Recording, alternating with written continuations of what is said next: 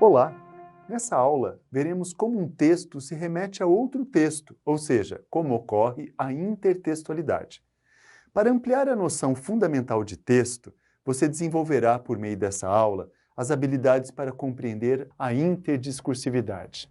Como podemos compreender conceitualmente o que é um texto? Dentre as várias concepções, vamos analisar a da linguista Ingidor Villassa-Koch, que nos revela que há basicamente duas condições necessárias para compreendermos um texto.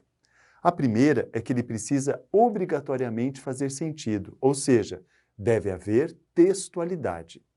A segunda condição é que os sentidos que estão expressos no texto deverão ser captados e compreendidos por um leitor, ou seja, por um interlocutor.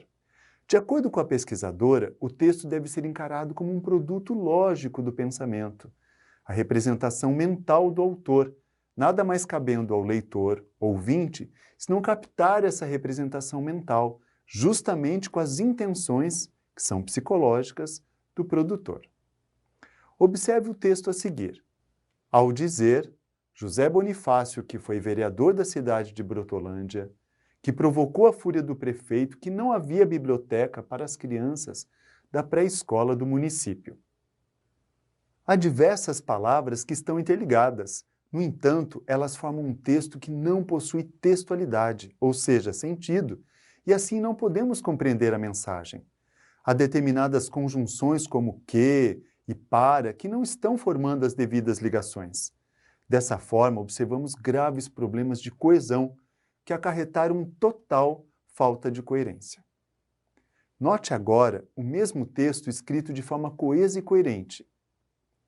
O vereador José Bonifácio, que foi vereador da cidade de Brotolândia, provocou a fúria do prefeito ao dizer que não havia biblioteca para as crianças da pré-escola do município.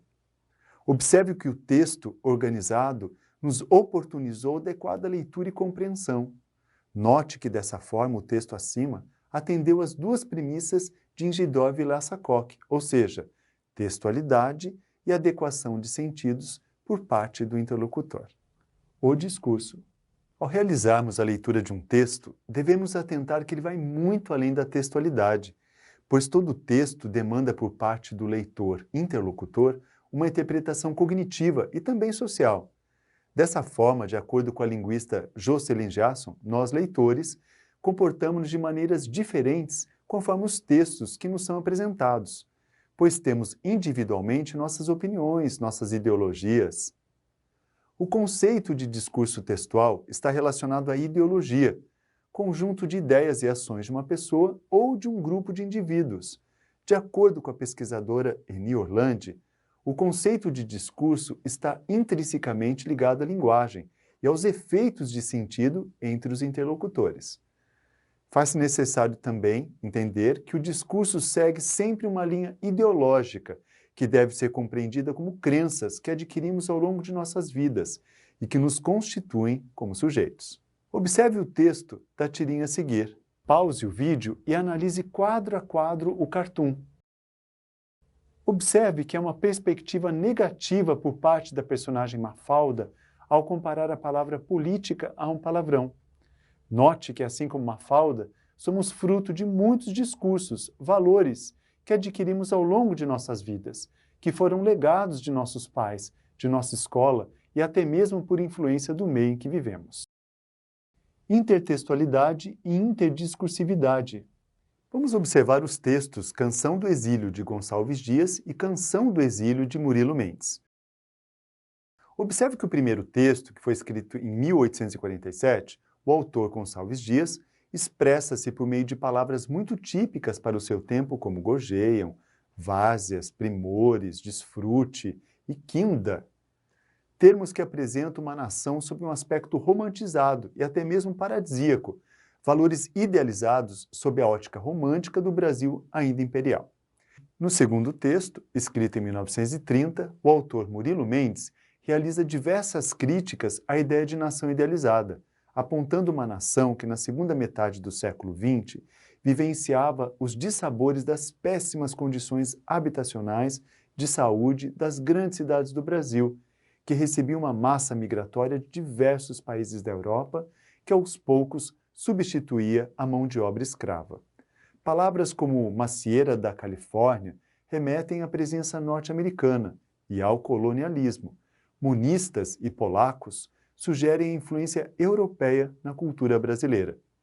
Os aspectos da exploração também pode ser notado em nossas frutas são mais gostosas, mas custam 100 mil réis a dúzia. Note que até o sabiá não parece mais ser legitimamente um pássaro brasileiro. Agora vamos observar mais uma vez o texto Canção do Exílio de Gonçalves Dias, comparando-o com o texto Canção do Exílio Facilitada de José Paulo Paes.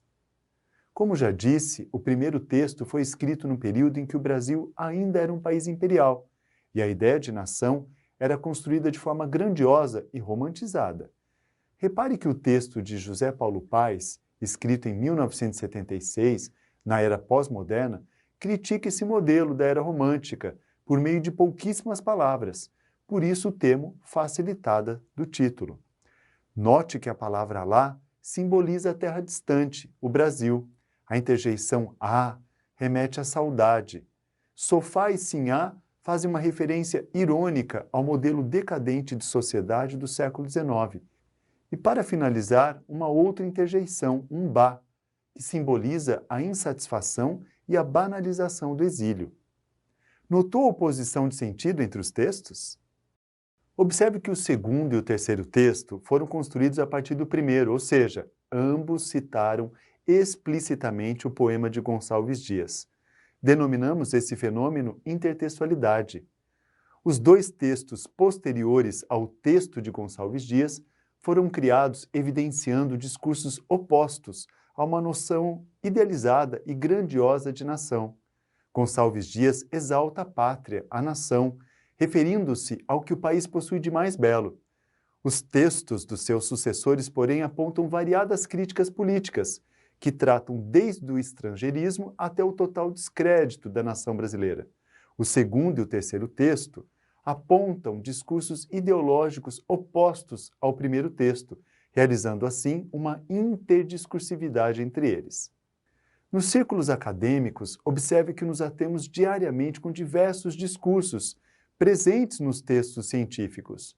A ciência evoluiu por meio das riquezas, das divergências teóricas e discursivas dos pesquisadores e estudiosos de todos os tempos. Bons estudos e até a nossa próxima aula!